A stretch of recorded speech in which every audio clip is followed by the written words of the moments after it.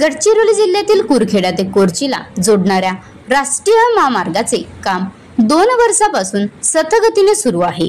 तसेच पावसाळ्यापूर्वी चेकिंग नाका गोठणगाव ते जांभूळखेडा महामार्गावरील डांबरीकरण रस्ता बनविण्याकरिता कंत्राटदाराकडून फोडण्यात आला होता व वाढत्या पावसामुळे त्या रस्त्यावर चिखलाचे साम्राज्य निर्माण झाले आहे।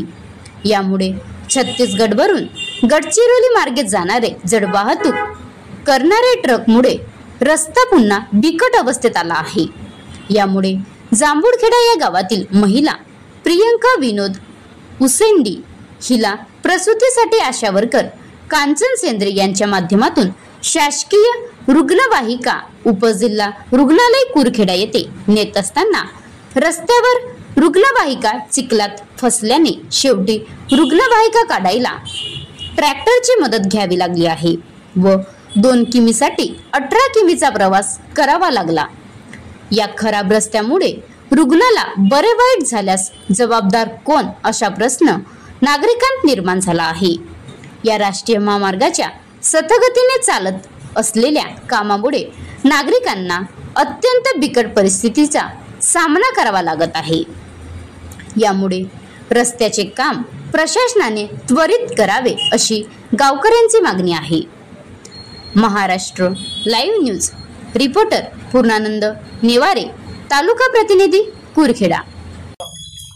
खूप जड वाहने इथं चिखलामध्ये फसून राहिलेली आहेत आणि मागील 2 महिन्यापासून इथं रोडाचं काम बंद अवस्थेत आहे आणि कुठलाही प्रशासन याच्याकडे दुर्लक्ष करत आहे। खूप जीवाची हानी करत लोक एवढ्या खूप साऱ्या चिखलामधून खूप साऱ्या जीवाची हानी करत ते प्रवास करीत आहेत। कोणाच्या जीवावर बेतल्याप्रमाणे खूप सारं असं दिसून येत आहे आणि या प्रशासन याच्याकडे दुर्लक्ष करत आहे।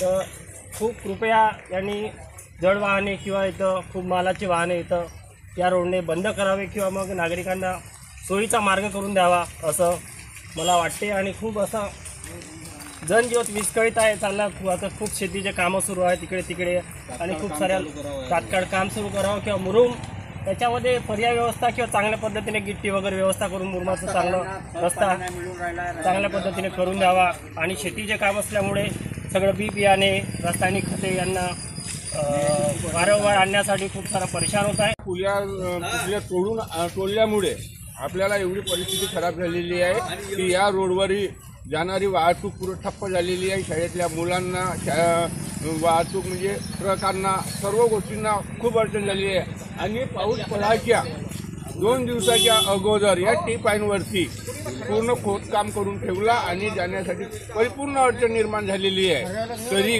कृपया शासनाने त्वरित याच्याकडे दखल घ्यावी हीच विनंती आहे आमची। आता गाडीवर मोबाईल नंबर नाही तर इमर्जन्सी QR कोड वापरा जे तुम्हाला अडचणीच्या वेळी साथ देईल। बनवा व्हिडिओ, पाठवा व्हिडिओ, आम्ही तुमच्या न्याय हक्कासाठी लढा देऊ। ताज्या बातम्या व घडामोडींसाठी पाहत राहा फक्त महाराष्ट्र लाईव्ह न्यूज।